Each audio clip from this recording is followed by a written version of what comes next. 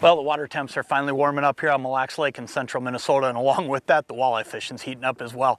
I'm going to show you exactly how I Lindy rig in these conditions when that water's finally hitting about 50 degrees, because there are some tips and tricks that are going to help you put more walleyes in the boat. Stay right where you're at. Fish Head's coming up.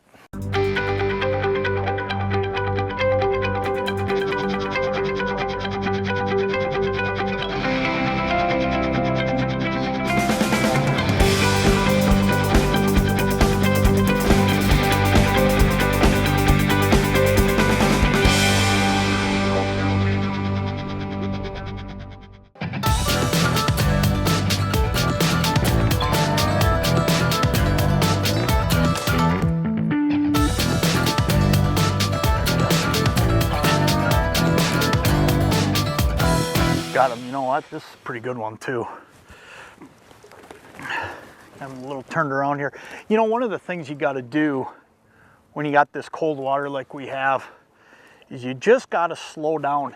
And one of the things I did here, I graphed 4 or 5 fish, and you know, you graph them different when it's cold water like this. They're not up in big arcs and active. What they are is actually down, and they're belly on the bottom. And what you got to do is when you come across those fish, you got to just hit the brakes and do what we did here. Just slow it down to a point where you sit and camp right over the top of them. That's a great walleye to start our day. Look how dark that fish is. You can tell this fish has been spending a lot of time in shallow here. That's a great walleye right there. And that's pretty typical of what you get here on Mille Lacs Lake at this time of year. Now, I got this one on a minnow, but I want to point something out. These fish are just not real aggressive yet. And here's why I say that. Look where this fish is hooked. He is barely hooked, and he's hooked right in the side of the lip.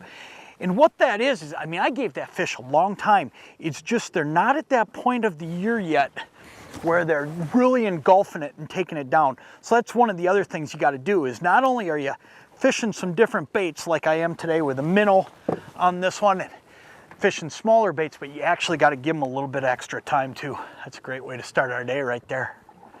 So let this guy go, we'll get him out of here, and we'll get down and get another one.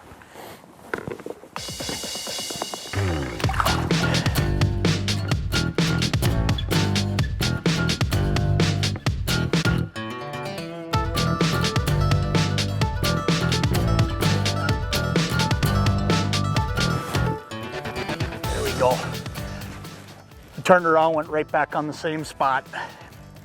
You know what, there's a lot of fish here, but the whole key to getting them, especially at this time of year, is to keep moving around and looking for little pods of fish, because you're not going to find them schooled up like you are in 2 weeks. A week, maybe 2, you know, a little bit 80 degrees, and these fish are going to go on the hunt, and they're going to get in big packs, and you're going to be able to sit and nail them. You know, you'll spend hours on one spot catching them. Now, what we're going through here today, though, is a situation where you get on 1 or 2 fish, and when you get on them, you need to turn around and go right back on them, because you may see 1 or 2, but there's probably 3, 4, maybe 5 of them there. But you've got to be real methodical about getting back on them, because you're not in the situation where there's a ton of them together. And the locations I'm fishing are actually really simple, and that one is a little bit bigger than that first one. But again, look at where that fish is hooked. And I gave him a long time with that shiner minnow. The locations are actually really simple, but over the weekend, I watched most people fishing super shallow, and they were actually fishing fish that they figured were still in there spawning. The spawn is done for the most part. A lot of these fish, they spawned a lot earlier this year than what most people think. Get that girl out of here. Most of these fish were in there and spawned either under the ice or the minute that ice went off of the shorelines. And most people weren't out fishing yet because we had ice out in the middle of the lake, okay? But those fish got that business done pretty early. So as much as we've had a cooler spring this year and you want to believe you got to be shallow, let me tell you, I'm out fishing fairly deep. I'm sitting on an area right now where I've drifted off that spot while I fought that fish, and I'm in 25 feet of water. But there's a reef right up here. And these fish, it's a reef connected to the shoreline. They've worked their way out off of this point, but they're already out in 20 feet of water. And there's a lot of fish out here. Now, if that wind were ripping, I might get in there shallower. I might work that 10, 12 feet. But right now, they're out here deeper. A couple things you want to remember. The minnows are not big yet, and they're not piled up in on the shoreline. So therefore, the fish aren't going to be there. The minute they finish that spawn, they go somewhere to rest for just a little bit, and then they go eat. The best bait that they can find right now is out here a little bit deeper. So don't think because of this early spring that you got to be shallow. There's a lot of fish out deep. You just got to go out there and look. Look around me today. There's boats on the water, and we're all by ourselves. Everybody's fishing in on the shorelines, and we're catching fish out here in water that nobody's expecting there to be fish in. So keep that in mind if you get out here.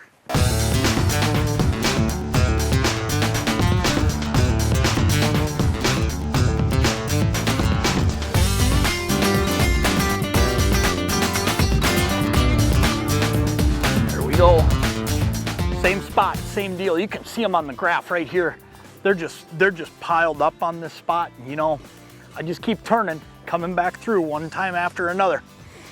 Hey, the equipment I'm using, the Lindy rig, is actually really simple, and the whole key is making sure that you're choosing the right Lindy rig, because they come in a whole bunch of configurations. Now, what I'm using today is a 3/8 ounce sinker. And I'm getting by with that because I'm fishing fairly deep water, okay? Now, if I were fishing, ooh, let's see if we can get him. If I were fishing shallower water where the boat may be over the fish and I want to get further back, I would go to a 1/4 ounce version of the Lindy rig. And that way, I'd be further away from the boat and I wouldn't spook them. I'm fishing the 6-foot snell, and you can get this in a 6-foot snell version or a 36 or a 42. There's all different sizes. But what I do most often is when I'm fishing water that's not real snaggy, let me get this guy back in the water here. When I'm fishing water that's not snaggy, I'll go to that longer leader. And you know, here on Mille Lacs, it's pretty commonplace to use a longer leader, but let's say I was up fishing shallow.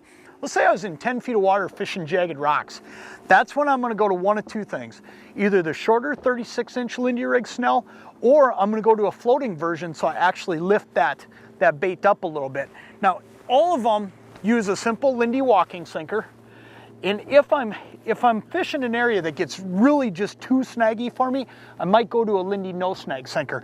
But for the most part, I can get by with this straight out of the package, catch fish all day long. Now, one other thing I want to point out to you, this bite is really, really finicky. They're not just coming up and attacking it and making it easy for me today. They are actually just nipping at it, and you really got to feel them. So I'm actually using a medium light rod, okay? Now what that rod does is you can see when I pull here, you can see how little it takes for that tip to go. That makes it so I feel everything, but the other thing it does is when I reel back to a fish, I want to just load it a little bit just like that. That little bit of load lets me know I've got all the slack out, and because that tip is so soft, the fish doesn't feel it. So keep that in mind. Don't use something that's too stiff, because one of two things will happen. You won't feel him, or he'll feel you, and either way, you lose. So make sure you use something like this and you'll get them caught every time.